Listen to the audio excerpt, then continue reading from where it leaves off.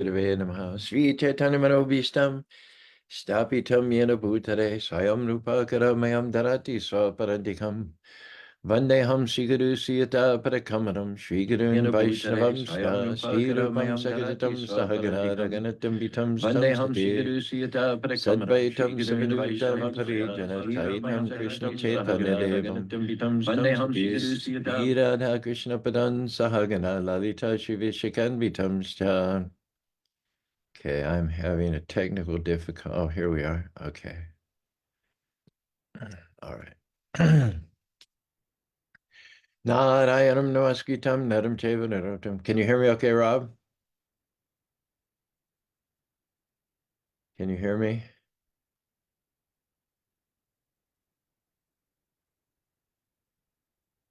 Can you hear me? I'm not sure that the sound is coming through. Narayanam namaskritam naram cheva narotamam devim sarasatim vyasam tito jayodhira nashta prayashu nit padreshu nityam bhagadasa bhagavatirtamashoki bhaktir bhavati naistiki. Nigamakaparurgaliram param shukamakaramita dravisamitam pibata bhagavatam rasamarayam mahora horisikubuvi bhagam Krishna swadumapagate gamnihiri karonashta dushamasha parana kodinodidam Hey Krishna karuna sindhu dinu bandhu jagapate gopisha gopika kanta radhakanta namosute Jayatam saruto pangom almamandar matergati matsavasha paramboja radhanam madhanamona Sriman rasa rasaram vivam sivara karsan benusharapagyo gopanatasriyasaram Divyad Vrindaranya Kalpadrumada, Srimad Ratnagara Shimashanishto, Sri Sri Radha Shira Govinda, Prestadavihi Seva Manushmanami. Namo Brahmanya Devaya Go Brahmani Taya Chadjagari Taya Krishnaya Govindaya Namo Namaha. Mangalang Bhagavan Vishnu Mangalam Gurajajam Mangalam Padidi Kaksho Mangalaya Tano Hari Om Narayanaya Vidmahi Vasudevaya Dimi Tano Vishnu Pachodi Hate Om Mahadevi Chavidmahi Vishnu Patni Tadimahi Tano Lakshmi Prachodhyate Mahalakshmi Namastabhyam Sri Sri Hari Priya Namastabhyam Dhyatire Tapti Kanchana Gona Girare Vrindavaneshwari Vishavana Sute Devi Pranamani Hari Priya. Let me know if you anybody on Zoom, Rob or John Malik here on Facebook. Let me know if you have any trouble with the audio. There was a little glitch earlier on, and I'm not sure that we came back with audio. So before I get too far into the heart of the matter here, let me know. Bobby gave me a namaste, pranams, folded arms emoji. So I assume that means you can hear me. I assume that means you can hear me. We're, yeah, audio fine. Thank you for that reassurance. That means a lot to me. We're at section 116 in Gajendra Lila. Can you imagine how many months we've been circling around this same pastime? The context and the descriptions and the narration, the actual story of Gajendra getting his foot latched onto by the jaws of the crocodile starts in chapter 2, 8th canto, fills up pretty much that chapter. Then we transitioned now into chapter 3, which are mostly the prayers of Gajendra, his remembrance of his previous life as King Indraduna has been revived due to the stress of the circumstances. And he's recalled 28 prayers that he tendered to the lotus feet of Krishna when he was practicing devotional service in a previous life. So I made a little poem in this connection. Gajendra, Elephant King, in danger's grip, his mind stripped of arrogance, his history unzipped, recalled mantras from a past life, cut away his attachments like a knife, formerly King Indradumna, now in elephant form. Yet the prayers echoed, weathering the storms, mantras resurfacing from the past, transcendental sound, awakening memories profound. This is the refrain. Even if a devotee falls from the path, Krishna within the heart keeps track. At the right time, he takes up the slack. He carries what we lack. He will get us back home, back to Godhead. Krishna is the cause and result, the witness supreme, transcendental to the stream, unseen behind the screen, the life in the machine. May he give us protection, the Lord of all might, guiding us through darkness into the eternal life. He is the observer, the changeless preserver, above creation, aloof like the sun, yet with his energies he blesses everyone, simultaneously apart from this world and one. With multi-potencies, he manifests his will, creating this universe his purpose to fulfill. And when it's time to end, he absorbs it all back. Like a spider retracting a web into its sack. Even if a devotee falls from the path, Krishna in the heart keeps track. At the right time, he takes up the slack, carries what we lack. He'll get us back home, back to Godhead. Chant Hare Krishna, the Maha Mantra's call. In this life or the next, it will never fail. Once the seed is sown, the bhakti creeper will grow. Sooner or later, you will go home, back to Godhead. Even a devotee falls from the path, Krishna in the heart keeps track. At the right time, he takes up the slack, carries what we lack. He'll get us back home, back to Godhead. So Gajendra is coming to a juncture of self-reckoning. He thought he was okay. Everything was good, looking good, feeling good, good wives, good children, good place of residence, the heavenly planets, good relationships with the demigods who lived in the proximity. Everything was good from a physical, material, temporal point of view. But Krishna loved Gajendra too much to leave him in that mood of self-complacency. We were giving a talk yesterday at the Sunday feast. Oh, by the way, we had two wonderful Rath Yatras, Saturday night in Salt Lake City and Sunday night in Spanish Fork. Jai Krishna came to lead the kirtan. We also had Mayapur and Omkar leading the Madanga, and their mother, Krishna Pastaya, doing a wonderful string of prayers and kirtan afterwards. Very good attendance, a lot of interest among people. So the talk, in the talk I mentioned, the theme of the talk was let's not think of ourselves as independents. On this Independence Day weekend, let's debunk the myth of independence. We are dependent living beings. We depend on water. We depend on air. We depend on raw materials to build our houses. We depend on food production to nourish us. We're dependent every step of the way. We're not independent, but we're dependent. And the greatest position of strength is to declare your dependency on Krishna and reach out to him in all things, not just 1 hour a week on Sunday at church, but depend upon Krishna at the gym, depend upon Krishna in your home, in your dealings with your family, depend upon Krishna at the workplace. 24 hours a day, 7 days a week, depend upon Krishna. Don't keep him boxed up in church 1 hour a week. And I mentioned that the greatest prayer you can utter is just this: help, help, help. And most people, religious people, they invoke God when they're in trouble. Just like you invoke a policeman when you had a burglary, or you're accosted by muggers on the street. You look around, you want the policeman to come. I was selling cookies many years ago at a store called Gemco. They had a chain of them in Los Angeles. They'd subsequently closed up, but it was the big chain. Before, I don't even think there were any, no, there weren't any Walmarts. There weren't any Targets. Just, oh, there were Walmarts, but there weren't any Targets. So I was setting up early in the morning. Even the employees hadn't arrived. The parking lot was pretty empty. I was setting up a table of cookies, and I had a big 5-gallon igloo of cold lemonade because it was going to be hot that day, 100 and something.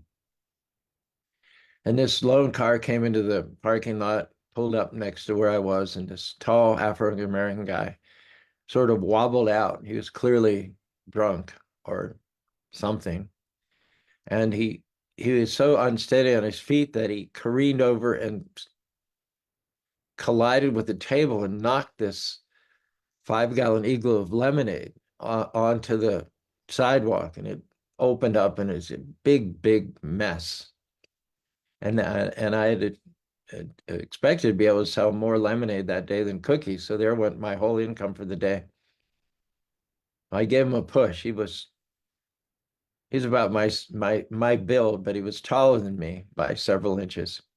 I gave him a push, and it wasn't much of a push, but he was so unsteady on his feet already that he kind of careened into a nearby wall, and he slid down on his back.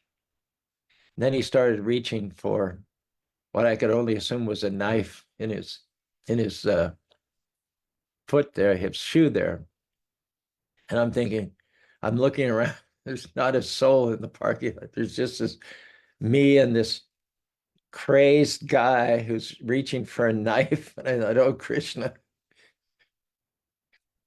Just at that moment, from Pacific Coast Highway, which itself had virtually no traffic on it, this early on a Saturday morning, a police cruiser just happened to pull into the lot.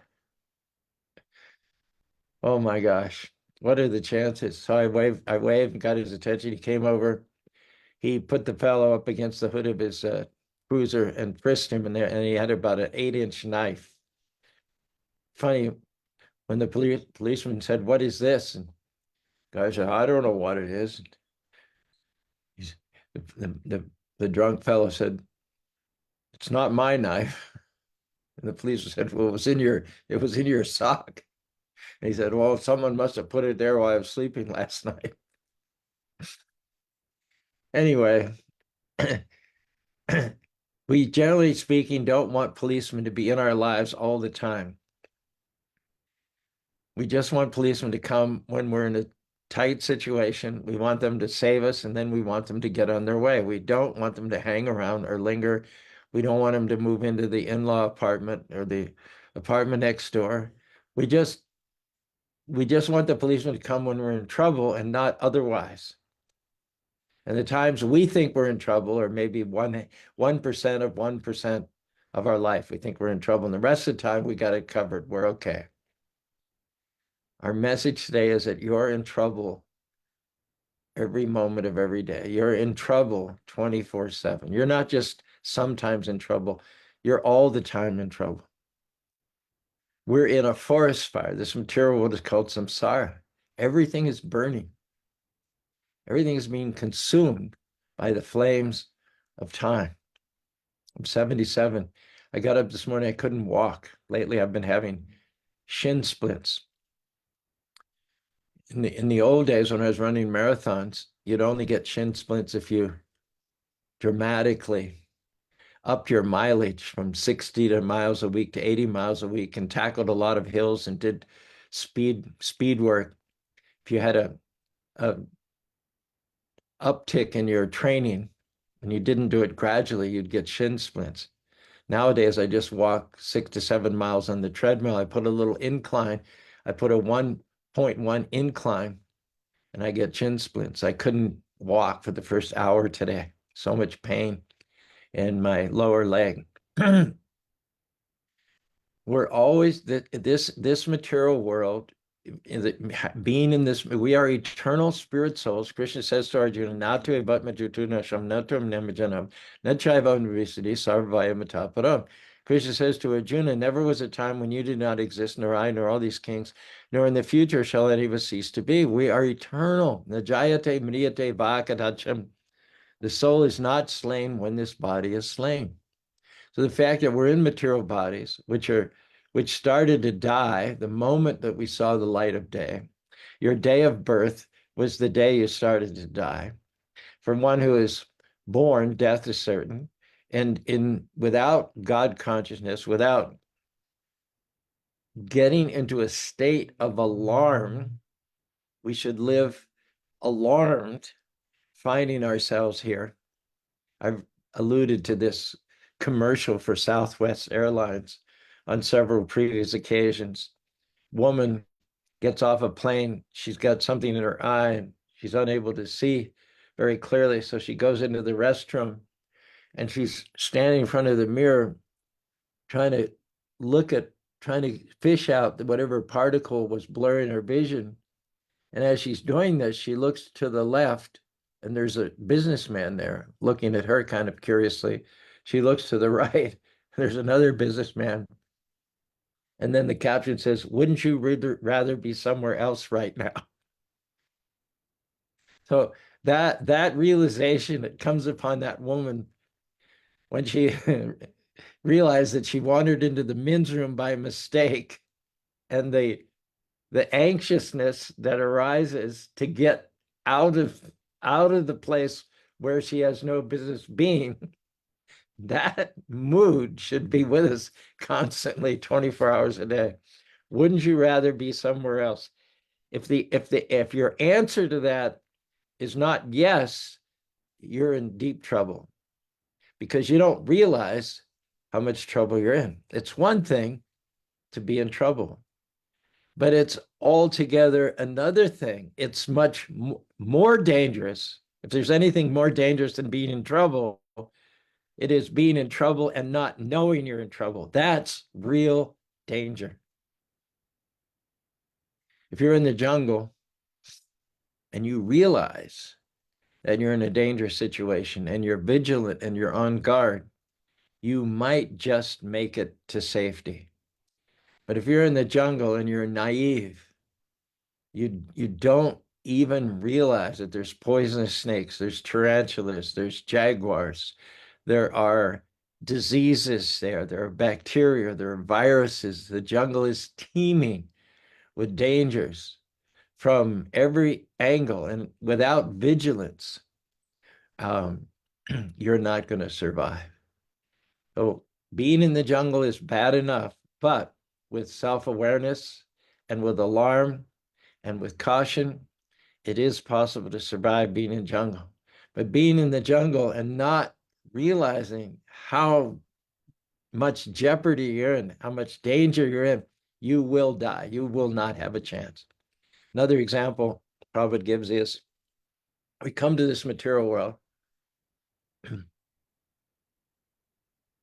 I think he uses this in a purport in connection with the disappearance of the Yadu dynasty. As you know, Krishna descended to the material world into the Yadu dynasty, and many demigods and many denizens from the heavenly planets also joined him as members of the Yadu dynasty in order to assist him in his mission of destroying the miscreants and protecting the devotees. So after the mission of the Lord had been accomplished and all the demons who were overburdening the earth with their tyrannical powers had been eliminated, then Krishna's own dynasty was overburdening the earth. They numbered somewhere in the millions and millions, and not having any enemies anymore, they themselves became a burden on the earth. So by God's arrangement, they went to Prabhas and they drank rice wine, and they all got into a sort of a fratricidal row there and left their bodies and went back to home, back to Godhead. I believe in one purport there, Prabhupada says, if you're in the jungle and you're sober, then there's a chance that you can survive. But if you're in the jungle and you're drunk, you won't survive.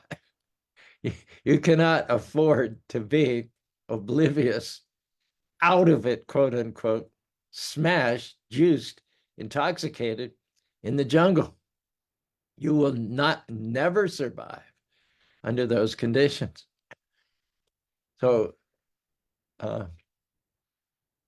Gajendra now is calling on the Lord. He thought he was okay. He was in a state of self-deception. We talked extensively about self-deception during our last sessions. Gajendra was deeply submerged in self-deception, thinking that he was all right. He had a powerful body. He had no enemies. He was living on the heavenly planets. He'd enjoyed 1,000 uninterrupted years of sense gratification, look forward to that extending indefinitely. And all of a sudden, the crocodile hit like a bolt from the blue. And all of his preconceptions, all his complacency his world is being rocked. And amongst the other realizations that he's having is that, first of all, I'm not going to survive this because I did not live my life with the, taking into consideration that I'm vulnerable, that I'm in danger here. I actually thought that I was okay, that I had everything under control, and how wrong I was. So this is my point. Mostly we invoke God when we think we're in trouble, but we are in trouble all day, every day. We are in the forest fire of this material world. This body will not survive. And unless we take stock, unless we do self-reckoning to realize that we're not this body, we're spirit soul, then we're going to, not only having taken birth are we going to die, but dying, we're going to take birth again. We're going to revolve from one forest fire to another, or from one part of the jungle which is on fire to another part of the jungle which is on fire. But without self-examination, we talked about Socrates a lot last time. Socrates believed that life is about self-examination. If you take away self-examination, life is not worth living. We need to take inventory. We need to consider who we are and consider that as an eternal spirit soul, we are in a very, very precarious, dangerous situation. Kamala Jala Javana Jivana Talama. Govinda Das Thakur says, life itself is tottering like a little drop of moisture on the edge of a lotus leaf. It can detach itself and fall at any moment. At any moment, especially in this age of high speed and technology, bacteria and viruses that are running amok, that antibiotics no longer seem to have the ability to stop, that vaccines no longer have this ability to control. They've evolved beyond the ability of our medical practices to stop them. There's danger at every step. This material world, it's not a surprise to anybody who's familiar with the scriptures that there are 50 million ways to die. We are in trouble all the time. Therefore, the best prayer that we can tender to Krishna is, help, help, help, Lord. Help me before I go into this meeting to say something I won't regret.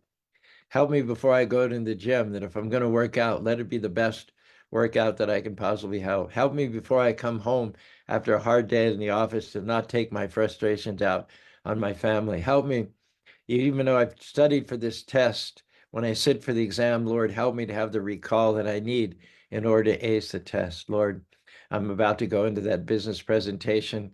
I've got a PowerPoint. I've got it memorized backward and forward. But Lord, help me to have that little extra something that's going to make that PowerPoint a test. Lord, without you, I could not have gotten to where I am today. Lord, you've gotten me here today, and I'm depending on you in this day to carry me through this challenge, this next phase of my life. I'm counting on you, and I know that you're the type of person who will finish what you started. So having started to make me and mold me, I'm counting on you to finish what you started. I'm on the potter's wheel. I'm not perfect. I'm under construction. I have many faults. I have many shortcomings. But the good news is that I'm in the hands of God. I'm voluntarily and willingly, enthusiastically putting myself on the altar and allowing and inviting Krishna to make me and mold me in his image. Now, when we submit ourselves to God and surrender, and that's called bhakti yoga, one of the first items on our shopping list of reckoning is that we realize we're not nearly as good a person as we thought we are. Before we embark on the process of self-realization, we think we're pretty good. I'm pretty good. I help old ladies across the street. I volunteer at Thanksgiving. I say please. I say thank you. I say ma'am. I say sir. I'm a good person. Pretty much everybody will say think they're a good person.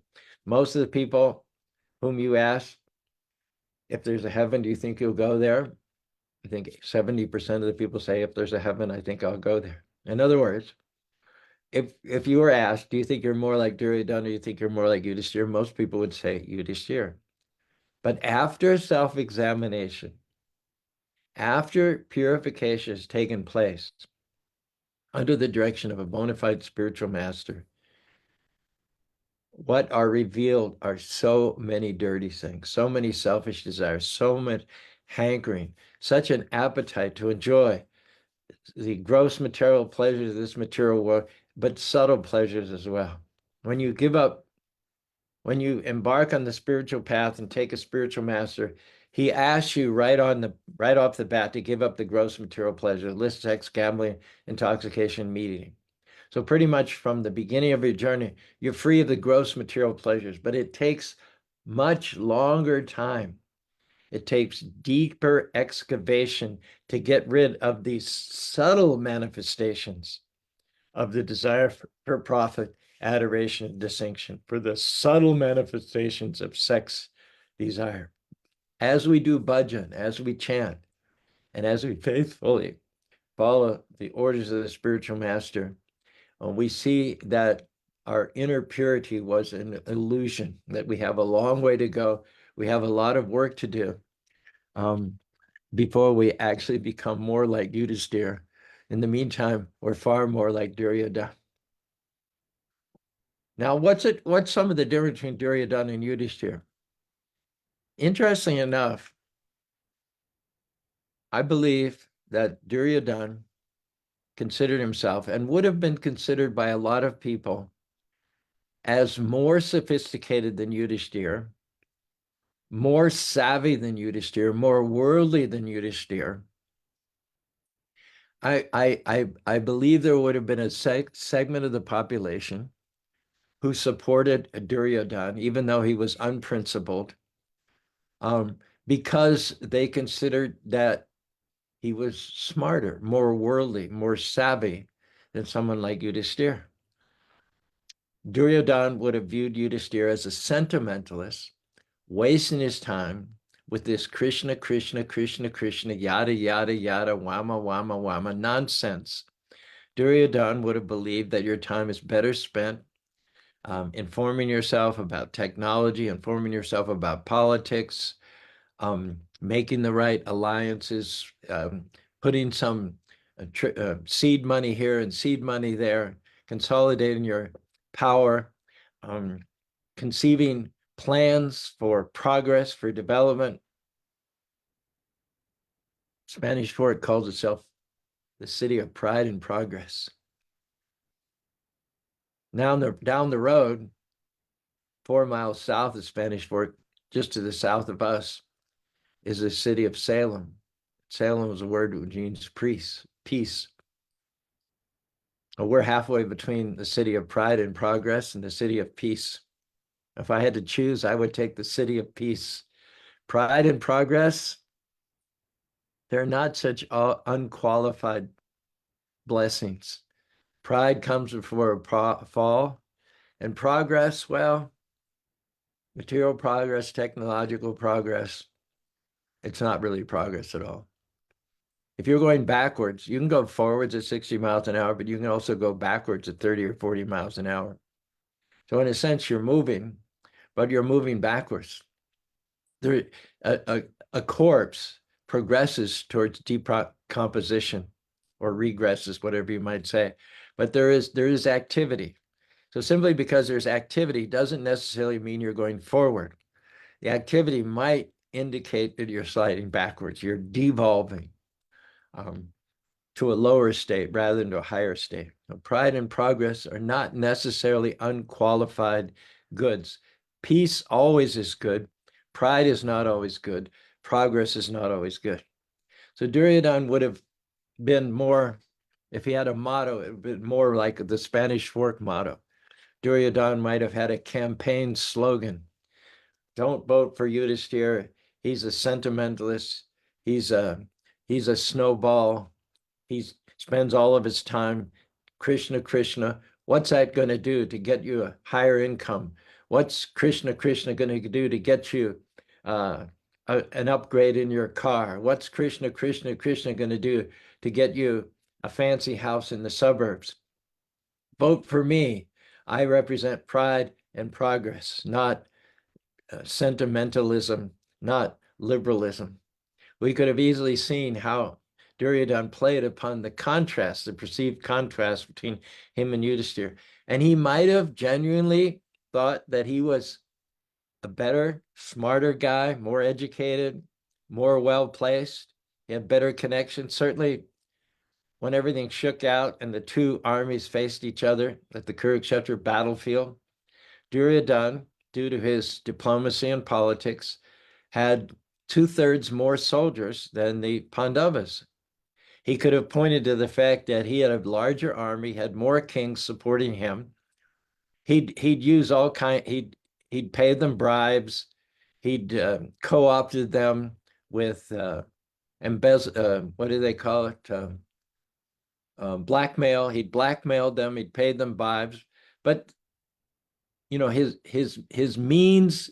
Duryodhane was never one to lose sleep at night over his means. He'd use criminal means in order to mass a bigger army against the Pandavas. And the fact that he was able to do that would have been all the proof that Duryodhane needed to show that he was more qualified to head up the state and lead the people than Yudhishthir.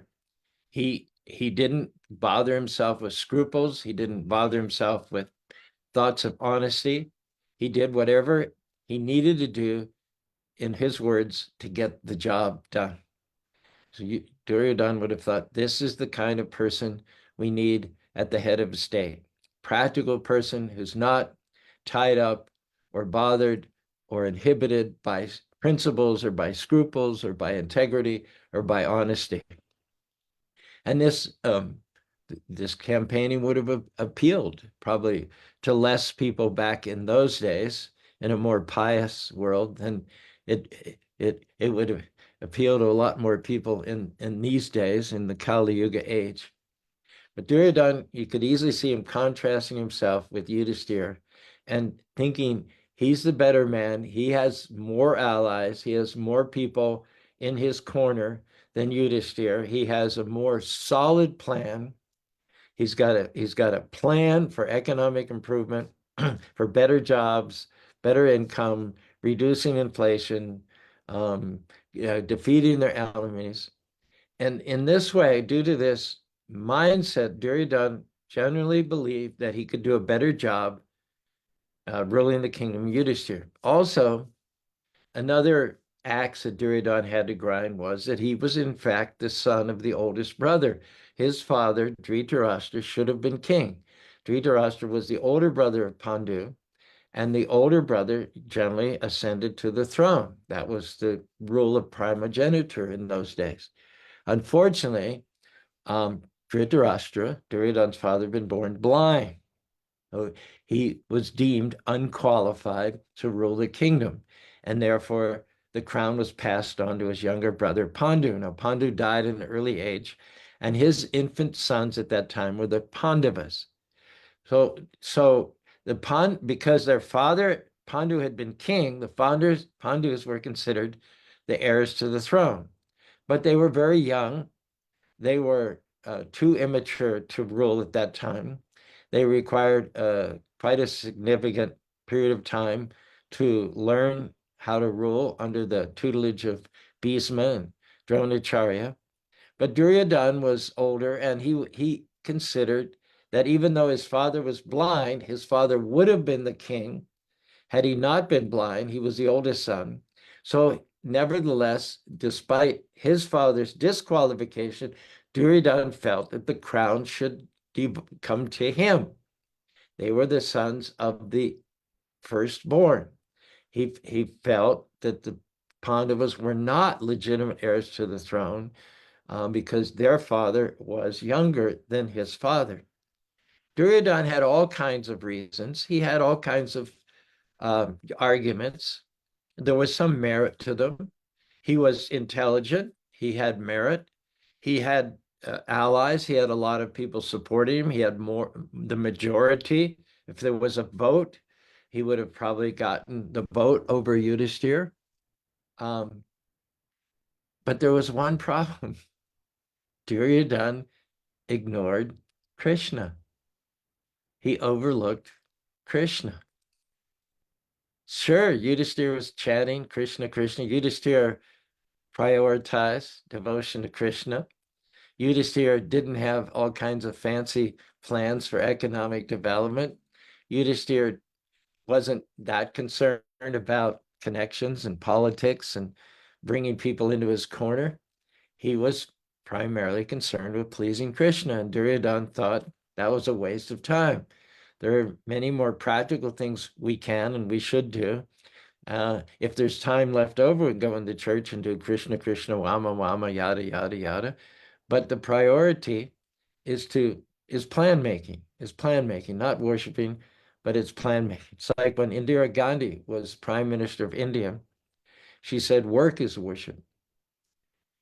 Well, that's not true. Work is work and worship is worship, and your work will go better if you worship.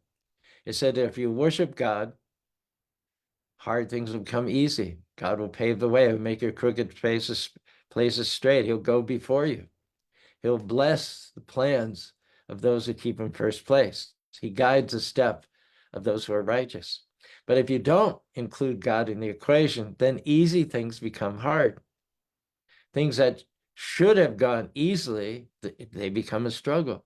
And when you're God-centered, things that should have been a struggle, they go easily. And this is how Duryodhane missed it.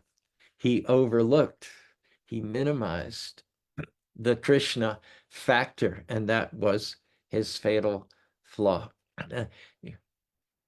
We can acknowledge that outside of God conscious, you can do some temporary good in a limited sense, but we do far more good if we connect ourselves to the Lord of goodness, the loving Father who created us all. If we agree to lend ourselves to his universal vision, if we agree to become willing instruments to his plans, which are always far better than ours, God's plans are to benefit all living beings, regardless of gender, ethnicity, or even species. When Krishna has a plan, it's to benefit all living beings equally. It's impossible for any conditioned souls to come up with such broad-based, universally beneficial plans as Krishna does. Our plans are, by definition, self-serving. When I make a plan for quote unquote good, it's going to be good for me and good for my family and good for people like me, but not necessarily good for those who are dissimilar to me, who are members of different genders or different nationalities or different ethnicities or different species. In America, if you take a human birth, you got it pretty good. Someone once said that even an American on welfare is richer than 92% of the people elsewhere in the world. If you take a human body in America, you've got it good, but not so much if you take a body of a chicken or of a goat or of a cow or a lamb. It's not such a sweet lifestyle to have taken birth in the lower species in America. But Krishna says, Aham bija pradapita. He says, I am the seed-giving father of all living entities. And he doesn't see the soul in the body of an animal as being of less value than the soul in the body of a human being. We are the living graves of murdered beasts, slaughtered to satisfy appetites, who never pause to wonder at our feasts if animals like humans have rights. We pray on Sunday that we have light to guide our footsteps on the path we tread. We're sick of boredom, we don't want to fight, and yet we gorge ourselves on the dead. Like carrion crow, we live and feed on meat, never considering the pain and suffering we cause. If thus we treat defenseless animals of sport or gain, how can we hope to attain the peace we say we are so anxious for? In all of this, while overlooking Krishna, Duryodhane has forgotten what Krishna's presence on the other side signified. What did it signify? It signified that the Pandavas were in harmony with the spiritual principle of devotion, and Duryodhane was out of sync with bhakti. He might have had knowledge, he might have had detachment, he might have had good connections, he might have had more followers, he might have had better plans for the upliftment of society, but he had not any contact with the principle of devotion. He did not include Krishna in his equation for rulership, for leadership, and therefore all of Duryodhane's plans came to naught, and Yudhishthir was elevated to the throne. We're going to start tomorrow with a good story that shows exactly how it was that Duryodhane came up short in the area of devotion. I don't think we have time today to tell this story, but we'll start tomorrow with the story about how when Duryodhane and Arjuna were both offered a choice between Krishna's army and Krishna, how they respectively chose and how that showed their various mentalities and how it presaged, how it prophesied Duryodhane's ultimate downfall. That we'll save for tomorrow's session, and we'll call it a morning this morning. Got the whole family listening this morning. It's nice to see Adrian and Britta at the Sunday feast in Salt Lake City on Saturday night. We had a little time talking there in the lobby. It was their 17th wedding anniversary, and they were in Airbnb right there in Mill Creek, not too far from the temple.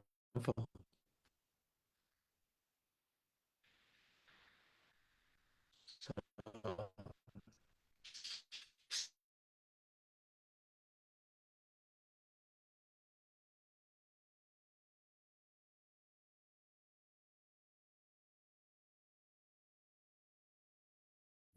nice. You may think you're a pretty good guy, but self-examination will look you straight in the eye. Pride comes before the fall until for help you call. Nice. Vaibhavi, Namamrita, John Malik. Well, thank you. And do you have any little takeaways for us, Rob, this morning? Hare Krishna, yes, Prabhuji. Super. All right. On Krishna be dependent and your life will be resplendent. Good. Don't turn to Krishna only when in a tight spot. Give him praise for everything you've got. Oh, that's great. Very nice. For everyone born, death is certain, so perfect your love of Krishna before the final curtain. Those are three super ones. Haribol. I like all three of those. They're very good. And I like Brent's poetry as well. All right, we'll wind it up here on this motivational Monday morning. Thanks very much for being with us. Chant Hare Krishna, Krishna Krishna, Hare Hare, Hare Rama, Rama Rama, Hare Hare. Mix that in with your plans for development and for improvement, and hard things will become easy. Whereas failing to do that, easy things will become difficult. We'll be back tomorrow. Hari Bom.